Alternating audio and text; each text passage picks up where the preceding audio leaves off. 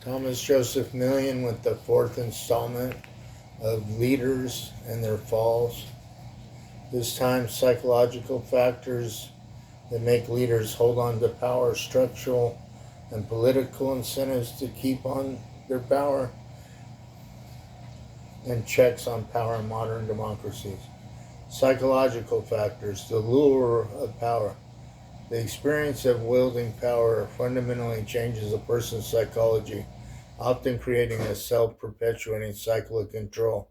The power trap. Power is addictive. Having power grants numerous tangible and intangible benefits: control over resources, high status, freedom from external influence, and an increased sense of self-efficacy. Losing it is not just losing a job, it's like losing one's tire, reality, and identity. The loss of empathy. Studies suggest that holding power can make leaders less attuned to the needs and perspectives of others, similar to an effect seen in traumatic brain injury. This decreased empathy allows them to act ruthlessly without the moral discomfort that others may feel. The fear of consequence. For many authoritarian leaders, stepping down is not simply retirement, it's a profound risk. They often fear retaliation or persecution for corruption, human rights abuses, or crimes committed while in office. Staying in power is the only guarantee of their safety, wealth, and freedom. Belief in self-indispensability.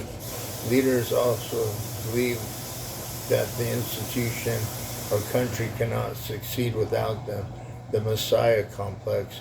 This egocentric view justifies any means necessary to stay in power, as they generally believe it is for the greater good. Structural and political incentives. The system surrounding the powerful leader is often built to ensure their longevity, creating a high-cost environment for departure. Financial and material wealth. Power grants access to vast wealth and resources.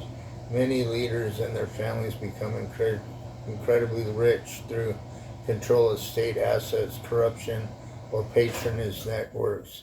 Stepping down means risking the loss of the fortune, often through confiscation. Inner circle loyalty. Leaders surround themselves with loyalists and sycophants who benefit directly from the leader's continued role. This inner circle is incentivized to protect the leader, as the leader's fall would mean their own loss of power, wealth, or status. This dynamic creates a powerful, united mechanism against transition. Erosion of checks and balances. Authoritarian leaders systematically dismantle or weaken the institutions designed to limit power, such as the judiciary, legislature, media, and civil society.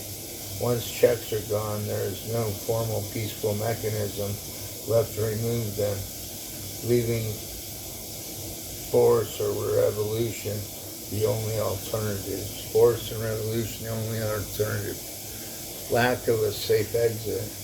Unlike in strong democracies where leaders receive pensions and security, dictators and long-term strongmen often lack a credible assurance of a safe exit. The potential for a dignified, protected retirement is rare, making the option to fight till the end more appealing. Are we to worry about our leaders taking the same course? I ask.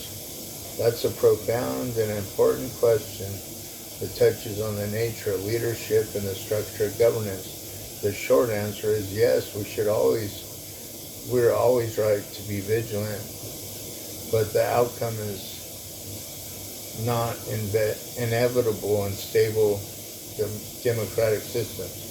While the human temptation to abuse power, the sin you noted in biblical leaders, is constant, modern societies, particularly those with strong democratic and legal institutions, have mechanisms designed to prevent leaders from taking the same autocratic and destructive course as biblical kings or modern dictators. Checks on power in modern democracy. Checks on power in modern democracies. In democracies, the system itself is designed to counteract the leader's inherent tendency toward absolute power. This is fundamentally different from a monarchy, like in the Bible, or a modern dictatorship, where power is often centralized. Separation of powers is the most crucial defense. Power is divided among three branches. The legislative branch, Congress and Parliament, makes the laws and controls the budget. The executive branch, President, Prime Minister, enforces the laws. The judicial branch, courts, interprets the laws and can strike down actions by the other two branches as unconstitutional. No single leader can unilaterally make, enforce, and judge all laws. Rule of law. Leaders are not above the law. They can be investigated, prosecuted, or removed from office. Impeachment. If they break the law or abuse their office. This principle stands in stark contrast to the divine right of kings or absolute rule. Free press and civil society. An independent media acts as a watchdog, investigating and exposing corruption or abuses of power. Active civil society organizations, advocacy groups, or universities also provide crucial oversight and hold leaders accountable. Regular elections, the public has the ultimate power to remove a leader and their party peacefully through the ballot box. This mechanism forces leaders to remain responsive to the public interest.